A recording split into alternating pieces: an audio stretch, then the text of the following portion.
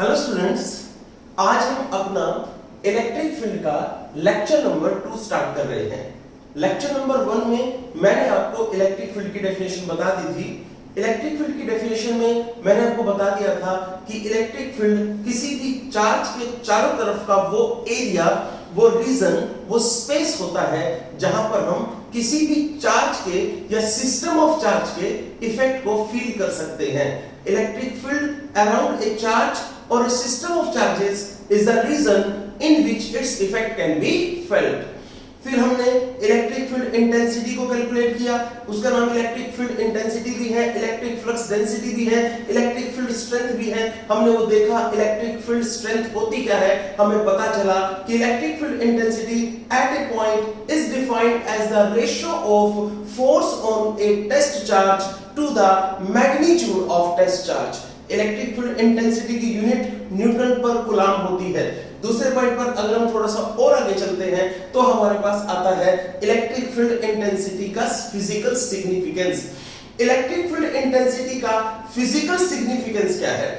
Electric field intensity का physical significance भी हमने लास्ट लेक्चर में कर लिया था। हमने पढ़ लिया था कि अगर हम किसी एक पॉइंट पर इलेक्ट्रिक फील्ड इंटेंसिटी का पता है हमें, तो उसी पॉइंट पे अगर कोई टेस्ट चार्ज रखा है तो टेस्ट चार्ज पर लगने वाली फोर्स भी हम कैलकुलेट कर सकते हैं। It was the physical significance of electric field. Now we have to discuss next topic. This is electric field intensity due to a point charge। मैंने आपको ये लास्ट यानी कि हमारा जो फर्स्ट लेक्चर था उसमें बताया था, बट यहाँ पर इसको बताना फिर जरूरी है क्योंकि इसी से लिंक टॉपिक हम आगे करेंगे। This is electric field intensity due to a point charge। How to calculate the electric field intensity due to a point charge? For that first of all हम यहाँ पर एक चार्ज कंसीडर कर लेते हैं। हम लोगों ने कहा यहाँ पर एक क्यू चार्ज है, इस क्यू चार्ज को हमने O पॉइंट पे लिया। इस क्यू चार्ज की वजह से बनने वाली इलेक्ट्रिक फील्ड इंटेंसिटी हमें इस P पॉइंट पर कैलकुलेट करनी है। यहाँ पर ये P पॉइंट है। आई रिपीट, हमने यहाँ पर क्यू चार्ज लिया, क्यू चार्ज को हमने O पॉइंट पे रखा। क्यू चार्ज की वजह से बनने वाली इलेक्ट्रिक फील्ड इंटेंसिटी हमें P पॉइंट पर निकालनी है। इस क्यू चार्ज और इस P पॉइंट के बीच में सेपरेशन हमने R लिया। आई रिपीट, ये Q चार्ज है, इसकी वजह से बनने वाली electric field intensity P point पर कैलकुलेट करनी है। जहां पर हमें इलेक्ट्रिक फील्ड इंटेंसिटी कैलकुलेट करनी है वहीं पर हम एक test charge Q naught consider कर लेते हैं। टेस्ट चार्ज Q नॉट हमेशा पॉजिटिव होगा, कोई बात नहीं। ये वाला जो पॉइंट चार्ज है इसको सोर्स चार्ज भी बोलते हैं, इसको पॉइंट चार्ज भी बोलते हैं, ये भी पॉजिटिव ही है। ये पॉजिटिव चार्ज जो कि सोर्स चार्ज है इस टेस्ट चार्ज को रिपेल करेगा।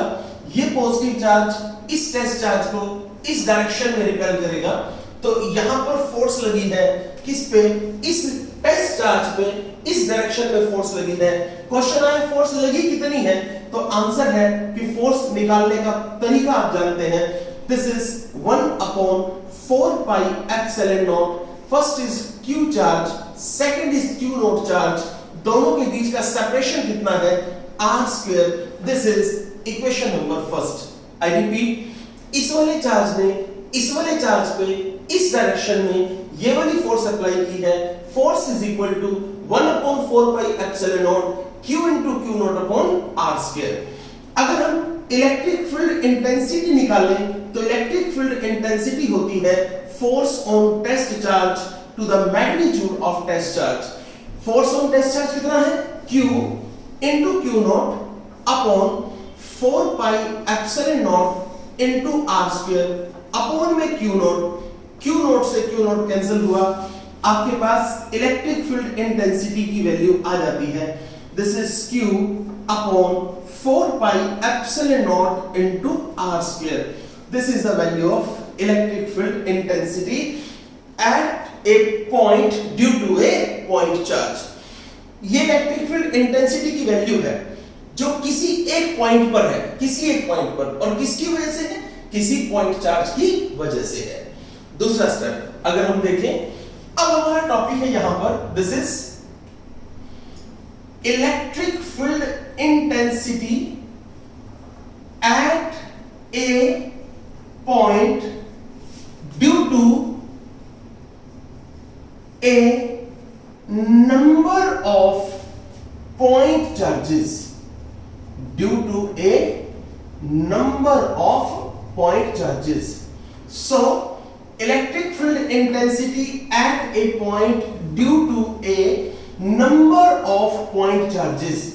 आपको इलेक्ट्रिक फील्ड इंटेंसिटी निकालनी है, एक पॉइंट पर निकालनी है। किसकी वजह से? बहुत सारे चार्जेस आपको दे रखे हैं। यहां पर आपने इलेक्ट्रिक फील्ड इंटेंसिटी एक पॉइंट पर निकालनी है, एक पॉइंट चार्ज की वजह से। यहां पर इलेक्ट्रिक फील्ड इंटेंसिटी निकालनी है बहुत सारे पॉइंट चार्जेस की वजह से। उसके लिए कैसे करें, क्या करें, उसको आप ध्यान से देखते रहिए। सुनिए, हम लोगों ने यहां पर बहुत सारे चार्जेस कंसीडर कर लिए। कोई एक चार्ज हमारा ये रहा, दिस इज Q1 चार्ज। कोई दूसरा चार्ज ये रहा, दिस इज Q2 चार्ज।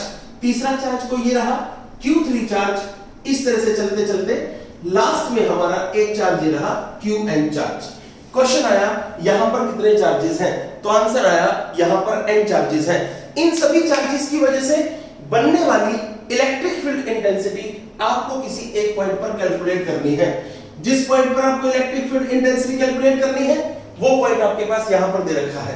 सो इन सभी चार्जेस की वजह से बनने वाली इलेक्ट्रिक फील्ड इंटेंसिटी आपको इस पॉइंट पर कैलकुलेट करनी है, और ये पॉइंट आपको गिवन है। इस पॉइंट पे, जिस पॉइंट पर इलेक्ट्रिक फील्ड इंटेंसिटी कैलकुलेट करनी है, उस पॉइंट को आप P पॉइंट कह दो। और आपको पता है जिस भी पॉइंट पर हम इलेक्ट्रिक फील्ड इंटेंसिटी कैलकुलेट करते हैं उसी पॉइंट पर हम एक टेस्ट चार्ज जरूर कंसीडर करते हैं। यहां पर हमने टेस्ट चार्ज कंसीडर कर लिया है। अब एक बात का जवाब दीजिए। सबसे पहली बात, इसकी वजह से बनने वाली इलेक्ट्रिक फील्ड इंटेंसिटी यहां पर निकालो, फिर इसकी वजह से बनने वाली इलेक्ट्रिक फील्ड इंटेंसिटी यहां पर निकालो, फिर इसकी वजह से बनने वाली इलेक्ट्रिक फील्ड इंटेंसिटी यहां पर कैलकुलेट कर लो। आप इस तरीके से इस क्वेश्चन को कर सकते हैं, बट मैं इस क्वेश्चन को करने का एक और तरीका आपको बता रहा हूं। आप उस क्वेश्चन को, किसी भी क्वेश्चन को आप इस मेथड से करेंगे। देखिए वो कौन सा तरीका है। आप इन सभी चार्जेस को डायमेंशंस के अंदर ले लीजिए, यहां पर इस तरीके से। अब ये हमारे पास एक एक्स एक्सिस हो जाएगा, एक हमारा वाई एक्सिस हो गया। जो पहला चार्ज है ये रहा, इसके अगर हम इसके कोऑर्डिनेट्स देखें और इसका पोजीशन वेक्टर देखें तो पहले चार्ज का जो पोजीशन वेक्टर हमें मिलेगा, पहले चार्ज का पोजीशन वेक्टर वो हमारे पास ये रहा। पहले चार्ज का पोजीशन वेक्टर ये रहा, एंड यहां पर इसको मिलाया, इस पोजीशन वेक्टर को कहा this is R1 position vector. और जो दूसरा चार्ज जिसको हमने टेस्ट चार्ज Q0 लिया, मान लीजिए उसको इस पॉइंट पर ले लेता हूं, थोड़ा सा डिफरेंस दिखना चाहिए, यहां पर है, और इस पॉइंट पर P पॉइंट ये रहा। इस सेकंड वाले चार्ज का पोजीशन वेक्टर जो हमारे पास है वो ये रहा, यानी कि टेस्ट चार्ज का पोजीशन वेक्टर ये रहा और पहले चार्ज का पोजीशन वेक्टर ये रहा। और जो ये फर्स्ट वाला चार्ज है जिसका पोजीशन वेक्टर R1 है, और जो ये वाला Q0 टेस्ट चार्ज है जिसका पोजीशन वेक्टर हमने यहां पर लिया, this position vector is R0। अब एक बात बताइए, ध्यान से सोच समझ के बिल्कुल आसान तरीके से देखिए। आप यहां पर जिस फॉर्मूले को फॉलो करेंगे वो फॉर्मूला ये रहा। इससे पहले आप यहां पर फोर्स का फॉर्मूला भी ले सकते हैं। अब मुझे सिर्फ इतना बता दीजिए और ध्यान से सोच समझ के बताइए। ये बताइए कि जो ये वाला चार्ज है, ये वाला चार्ज इस वाले चार्ज को रिपेल करेगा। ये वाला चार्ज पहले वाला चार्ज दूसरे वाले चार्ज यानी कि Q0 को रिपेल करेगा इस डायरेक्शन में। इस फोर्स को नाम दे दूं F(01), मतलब force on Q0 due to Q1। और इस पॉइंट को कहा, यहां पर इसको कह देता हूं ये वाला यहां से लेकर यहां तक का पोजीशन वेक्टर है। इस पॉइंट को कुछ नाम दे दो, व्हाटएवर जो भी आप नाम देना चाहें। मान लीजिए ये A1 पॉइंट है, A1 से लेकर ये P पॉइंट है, तो A1 से लेकर P तक का डिस्टेंस है। अब आप यहां पर फोर्स निकाल लीजिए। फोर्स को कहोगे F(01), because this force in on Q0, this force is on Q0 due to Q1। बताइए फोर्स कैसे लिखोगे? पहला चार्ज Q1, दूसरा चार्ज Q0, दोनों के बीच में सेपरेशन आपको पता है, फॉर्मूला लगा दीजिए कूलम्ब्स लॉ ऑफ इलेक्ट्रोस्टैटिक्स का, Q1 into Q0 upon 4 pi epsilon naught। दोनों के बीच में डिस्टेंस कितना है? A1P। बट आप एक काम कीजिए, आप जानते हैं this is R1 vector, this is A1P vector and this is R0। तो एक बात बताइए, r1 vector plus a1p vector is equal to r1 plus a1p is equal to r0 vector. देख के बताओ यहां से a1p वेक्टर कितना होगा। This is r0 vector minus r1 vector, ये होगा। आ जाइए यहां पर वैल्यू पुट कर दीजिए। आप जानते हैं इसकी वैल्यू को, जो आप लिख सकते हैं इसके अंदर, this is r0 minus r के मैग्नीट्यूड का r0 माइनस r1 के मैग्नीट्यूड का cube into r0 minus r1 का यूनिट वेक्टर। देखिए सिंपल सी बात, यहां पर अगर स्क्वायर लगाएंगे तो यहां पर यूनिट वेक्टर होगा, यहां पर अगर क्यूब होगा तो यहां पर पूरा वेक्टर होगा। आप इस तरह से कर लीजिए। अगर आप इलेक्ट्रिक फील्ड को लिखें, इसके बजाय इलेक्ट्रिक फील्ड लिखें, तो आप जानते हैं इलेक्ट्रिक फील्ड कैसे निकाल सकते हैं। इसको क्यू नॉट से डिवाइड कर दो, इलेक्ट्रिक फील्ड आ जाएगी। तो पहली इलेक्ट्रिक फील्ड को हम इस फोर्स को नाम देता हूं F1, इलेक्ट्रिक फील्ड को नाम दे दिया E1। बताइए कैसे निकालूं? क्यू नॉट से डिवाइड कर दो, बताओ क्या बचेगा। This is Q1 upon 4 pi epsilon not r0 minus r1 के मैग्नीट्यूड का cube into r0 minus r1 का वेक्टर। इसी तरीके से अब निकालने की जरूरत नहीं, अब सिर्फ समझने की जरूरत है। अगर आप सेकंड चार्ज की वजह से बनने वाली इलेक्ट्रिक फील्ड इंटेंसिटी निकालें, तो सेकंड चार्ज इस वाले चार्ज पे जो फोर्स लगाएगा वो ये वाली फोर्स हो जाएगी, ये वाली, और सेकंड चार्ज का पोजीशन वेक्टर ये वाला होगा। उस केस में इसको क्या कहोगे? इसको कहोगे ये है r2 वेक्टर। तो एक वेक्टर ये हो गया और एक वेक्टर इधर आ जाएगा, एक सेकंड वेक्टर ये वाला होगा। तो एक बात बताइए, this vector plus this vector equal to this vector, यानी कि इस वेक्टर का सम और इस वेक्टर का सम इसके बराबर हो जाएगा इस डायरेक्शन में, यानी कि अपोजिट डायरेक्शन में। सेम तरीका अडॉप्ट करके आप यहां पर सिर्फ देखिए फॉर्मूले में चेंज क्या होगा। जहां पर Q1 है वहां पर Q2 लिखोगे, अपॉन में 4 पाई एप्सिलॉन नॉट होगा। r0 पहले भी था, r0 अब भी है, ये रहा, माइनस में यहां पर क्या होगा, r2 के मैग्नीट्यूड का क्यूब, साथ में क्या होगा, r0 vector minus r2 vector. उसके बाद अगर हम थोड़ा और आगे चलें सेम तरीके से, दिस इज E3 की वैल्यू क्या होगी, it will be Q3 upon 4 pi epsilon naught, पहला चार्ज r0 माइनस r3 के मैग्नीट्यूड का क्यूब और r0 माइनस r3 का vector. In the same sense चलते चलते बताइए लास्ट इलेक्ट्रिक फील्ड क्या होगी। This is Qn upon 4 pi epsilon not r0 minus rn के मैग्नीट्यूड का cube into r0 minus rn vector. अगर हम आगे बढ़ें तो मुझे बताइए टोटल इलेक्ट्रिक फील्ड क्या बन गई। टोटल इलेक्ट्रिक फील्ड बनेगी इन सभी इलेक्ट्रिक फील्ड का सम, और सभी इलेक्ट्रिक फील्ड में जो कॉमन है बाहर निकाल लीजिए। देखिए 1 upon 4 pi epsilon not common है। उसके बाद अगर आप ध्यान से देखें, ये Q1 है, ये Q2 है, ये Q3 है, चलते चलते लास्ट में ये Qn है। आप समेशन लगा के ऐसे लिख सकते हैं, दिस इज Qi अपॉन, यहां पर R0 R0 R0 R0 हर जगह R0 है, R0 माइनस यहां R1 है, R2 है, R3 है, अप टू Rn है, Ri हो गया और का क्यूब हो गया, क्योंकि हर जगह पे क्यूब भी है, साथ में यहां पर R0 माइनस Ri का वेक्टर। और ये जो I है, दिस I, इस I की वैल्यू कहां से कहां है, 1 से लेकर n, तो I इज इक्वल टू 1 से लेकर n, और आपने इसको ब्रैकेट में बंद किया। ये आपके पास electric field intensity at a point आ गया due to a number of point charges.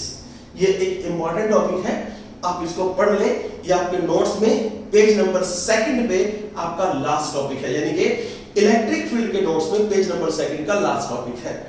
अब पेज नंबर 2 पे ही एक टॉपिक और भी है, वो टॉपिक है electric field intensity in terms of position vector. अब हम इलेक्ट्रिक फील्ड इंटेंसिटी को पोजीशन वेक्टर की टर्म्स में लिख सकते हैं। दिस इज, उसको क्या करें, कैसे करें, उसके बारे में हम यहां पर बात करते हैं। So next topic is electric field intensity in terms of position vector. क्या बना, देखिए, electric field intensity at a point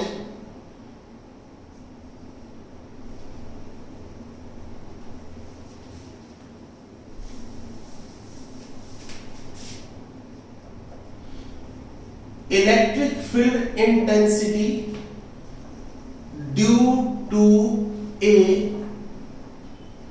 point charge in terms of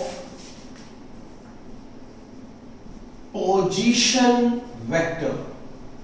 हम इलेक्ट्रिक फील्ड इंटेंसिटी देखेंगे एक पॉइंट चार्ज की वजह से, किसकी टर्म्स में, in terms of position vector. देखिए, this is a important topic, ये बहुत अच्छा और बहुत इंपॉर्टेंट टॉपिक है। सुनिए, आपने यहां पर एक एक्स एक्सिस और वाई एक्सिस की मदद से आपने एक प्लेन बना लिया, ये रहा, और यहां पर आपने एक चार्ज ले लिया, वो क्यू चार्ज ये रहा। अब आपको बड़ी आसानी से समझ में आ जाएगा टॉपिक। ये क्यू चार्ज आपने ये लिया, इस क्यू चार्ज के साथ इसी प्लेन में यहां पर एक टेस्ट चार्ज क्यू नोट रखा है, वो ये रहा। इस क्यू चार्ज का पोजीशन वेक्टर आपके पास ये दे रखा है, और इस क्यू चार्ज का पोजीशन वेक्टर आपके पास ये दे रखा है।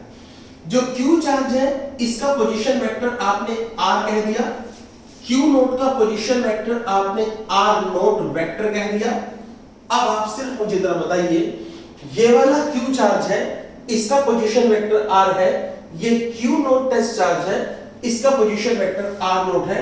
ये वाला क्यू चार्ज इस टेस्ट चार्ज क्यू नोट को इस डायरेक्शन में रिपेल करेगा।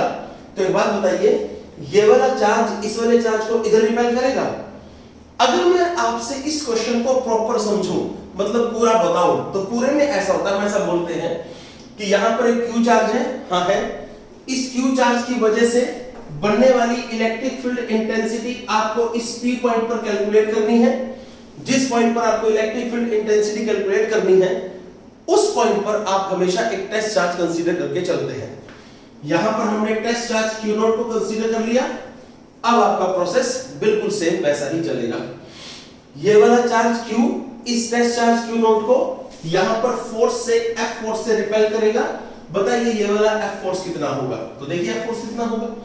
Force F is equal to how much, 1/4 pi epsilon naught. पहला चार्ज Q, दूसरा चार्ज Q नॉट, दोनों के बीच का सेपरेशन कितना है? दोनों के बीच का सेपरेशन आपको नहीं पता, आप इसको कोई नाम दे दो। ये वाला मान लीजिए A पॉइंट है, ये वाला मान लीजिए P पॉइंट है। आपके पास क्या बनेगा? AP वेक्टर के मैग्नीट्यूड का स्क्वायर और साथ में क्या है? AP unit vector. अगर आप देखें AP यूनिट वेक्टर को हटा के आप लगा सकते हैं AP vector upon AP vector का मैग्नीट्यूड। यहां पर AP वेक्टर के मैग्नीट्यूड की पावर 1 है, यहां पर पावर 2 है। टोटल को हटा के आप लगा सकते हैं, यहां पर टोटल पावर कितनी बन गई? 3। आगे चलिए, और ये तो फोर्स की वैल्यू है, आपको इलेक्ट्रिक फील्ड निकालनी है। अरे भाई इलेक्ट्रिक फील्ड कितनी है? ये लो, इलेक्ट्रिक फील्ड E होती है force upon magnitude of test charge. Force on test charge to the magnitude of test charge. Force on test charge ये रहा Q naught upon 4 pi epsilon naught AP के magnitude का cube into AP vector upon Q naught से Q naught cancel हुआ।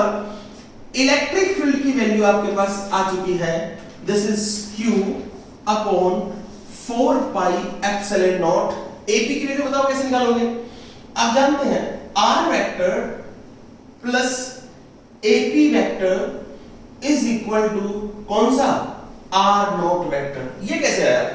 According to triangular law of vector addition, from this you can say AP vector is equal to r naught minus are vector. आ जाइए इधर। AP vector is equal to r naught minus are vector के magnitude का cube. साथ में क्या है? साथ में है this is are naught minus are vector. ये आपके पास इलेक्ट्रिक फील्ड इंटेंसिटी आ चुकी है। This is the value of electric field intensity in terms of position vector. ये पोजीशन वेक्टर की टर्म्स में है। अब यहां पर पेज नंबर 2 आपका कंप्लीट होता है। पेज नंबर 3 पे अगर आप आए तो पेज नंबर 3 पे बहुत छोटा सा टॉपिक आपके पास दे रखा है। आपने फर्स्ट चैप्टर के ए पार्ट में कॉन्टिन्यूअस डिस्ट्रीब्यूशन ऑफ चार्जेस किया था, जिसमें हमने linear charge distribution, surface charge distribution और वॉल्यूम चार्ज डिस्ट्रीब्यूशन पढ़ा था। उनमें जो फॉर्मूले हमारे पास आए थे, उन फॉर्मूलों के बेसिस पे ही हमारे रिजल्ट्स तैयार हो जाते हैं। देखिए कैसे रिजल्ट बनेगा, समझिए। जब हमने लाइन चार्ज डिस्ट्रीब्यूशन किया था, तो लाइन चार्ज डिस्ट्रीब्यूशन के केस में हमारे पास रिजल्ट कुछ ऐसे आया था। F vector is equal to integration था कंप्लीट लेंथ के लिए, और कुछ कांस्टेंट हमने बाहर निकाला था। That constant was Q naught upon 4 pi epsilon naught. अंदर क्या बचा था? अंदर बचा था, जहां तक मेरा ध्यान है, लैम्डा इनटू dn अपॉन और भी कुछ वैल्यू अंदर बची हुई थी जो कि डिस्टेंस था। जो डिस्टेंस हमारे पास था वो अंदर बचा हुआ था, और अंदर जो वैल्यू थी दैट वाज, एक तो यहां पर हमारे पास रिजल्ट बना था, it was I think r minus R naught के मैग्नीट्यूड का स्क्वायर, और साथ में यहां पर था r माइनस आर नोट का यूनिट वेक्टर। मैं रिजल्ट प्रॉपर देख के आपको बता देता हूं, ताकि इसमें कोई डाउट आपको ना रहे और ना कोई डाउट इसके अंदर मुझे रहे। देखिएगा पेज नंबर 14 पर भी है, 13 से शुरू होता है। हाँ यही है, r माइनस आर नोट, बस इतना है। यहां पर r नोट को पहले है r नोट माइनस r के मैग्नीट्यूड का क्यूब, और यहां पर r note minus r vector आपके पास दे रखा है। एक तो ये दे रखा था लीनियर चार्ज डिस्ट्रीब्यूशन वाला। यार इसके लिए अगर हम इलेक्ट्रिक फील्ड का केस करोगे कि भाई आपको लीनियर चार्ज डिस्ट्रीब्यूशन में आपने फोर्स निकाल लिया, लीनियर चार्ज डिस्ट्रीब्यूशन में इलेक्ट्रिक फील्ड निकालना कैसे निकालोगे? इलेक्ट्रिक फील्ड होती क्या? इलेक्ट्रिक फील्ड होती है ऐसे, कैसे वाला? Electric field E is equal to F upon Q naught. So आप Q नोट से डिवाइड कर देंगे, आपके पास Q नोट से Q नोट कैंसिल हुआ। बताइए इलेक्ट्रिक फील्ड की वैल्यू क्या आ गई है? This is 1 upon 4 pi epsilon not integration lambda into dl upon r not minus r के मैग्नीट्यूड का cube into r not minus r। ये लेंथ के लिए है। अगर आप इसके सेम प्रोसेस में सरफेस के लिए निकालेंगे तो रिजल्ट डायरेक्ट लिख देता हूं, सिर्फ क्यू नॉट ही खत्म होगा। 1 अपॉन 4 पाई एप्सिलॉन नॉट, ये हो गया। यहां पर सरफेस आ जाएगा, लैम्डा की जगह सिग्मा होगा, लेंथ की जगह सरफेस एरिया होगा, और फिर रिजल्ट आया r नॉट माइनस r के मैग्नीट्यूड का cube r not minus r vector. ये निकाल के नहीं दिखाना होता, एग्जाम में निकाल के नहीं दिखाना होता इसको, इलेक्ट्रिक फील्ड को, सिर्फ ये रिजल्ट आपसे पूछे जा सकते हैं। इलेक्ट्रिक फील्ड पूरे वॉल्यूम के लिए निकालें, that is 1 upon 4 pi epsilon not पूरे वॉल्यूम के लिए होगा। दिस इज वॉल्यूम के केस में, देखिए लेंथ के केस में लीनियर चार्ज डेंसिटी, सरफेस के केस में सरफेस चार्ज डेंसिटी, वॉल्यूम के केस में वॉल्यूम चार्ज डेंसिटी, साथ में volume dv r not minus r vector के मैग्नीट्यूड का cube into r not minus r vector. लीजिए ये रिजल्ट आपके पास आ जाते हैं, और यहां पर आपका पेज नंबर 2 पर हम अगर आते हैं तो पेज नंबर 2 पे ये कुछ पोर्शंस आपके फिनिश हो जाते हैं, यहां तक आपको करने हैं। इससे आगे हम नेक्स्ट लेक्चर के अंदर करेंगे। All the best.